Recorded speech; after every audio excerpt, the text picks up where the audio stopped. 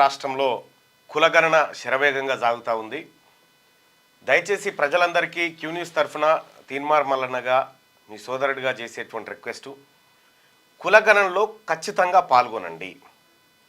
కులగణనలో అన్ని వివరాలు నమోదు చేయండి. కొంతమంది కులగణన చేయడం వల్ల అందులో వివరాలన్నీ కరెక్ట్గా చెప్తే ఆస్తులు గుంజుకపోతారని, పథకాలు రావని అనుకుంటారు. మీకేమి మీ దగ్గర ఏమున్నాయి ప్రభుత్వానికి తెలియదా? పాన్ కార్డు ఒక్కటి కొడితే మీ తాను ఏమున్నాయి అన్నీ తెలిసే.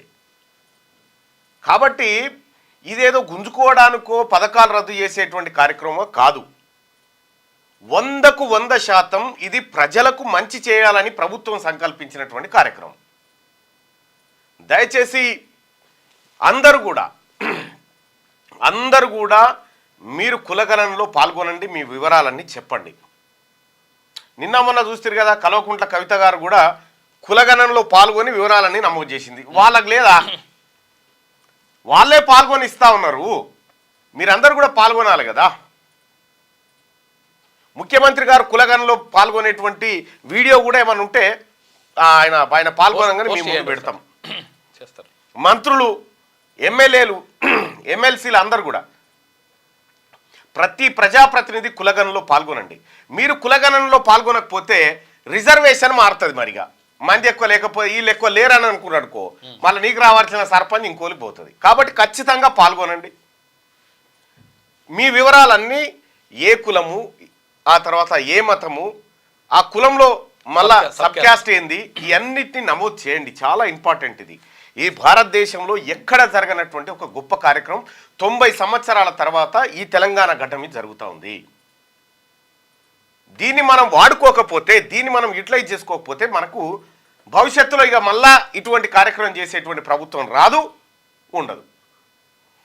అందుకోసమే దయచేసి ప్రజలారా చేతులెత్తి దండం పెట్టి చెప్తా ఉన్నా, కులగణనలో పాల్గొనండి. కులగణనలో కుల సంఘాలు కూడా మీ కులాలను యాక్టివేట్ చేయండి. ఎమ్యునరేటర్ వెంట తిరగండి, వాళ్ళ కులాలు నమోదు చేయించండి, వాళ్ళ వివరాలు నమోదు చేయించండి. చాలా ఇక రకరకాల కుల సంఘాలు ఉన్నాయి. ఒక్కొక్క కులంలో 23 సంఘాలు, 24 సంఘాలు. ఈ సంఘాల లీడర్లారా మీరు ఈ విజిటింగ్ కార్డులు, లెటర్ ప్యాడ్లు బంద్ చేసి ఒకసారి మన కమ్యూనిటీలని, మన మన మన జాతుల్లో, మన కులాల్లో ఉన్నటువంటి వాళ్ళని అందులో నమోదు చేయించే కార్యక్రమానికి శ్రీకారం చుట్టండి కొద్దిగా. దానివల్ల లాభం జరుగుతుంది, దానివల్ల మంచి జరుగుతుంది. రాహుల్ గాంధీ గారు అదే చెప్తా ఉన్నాడు.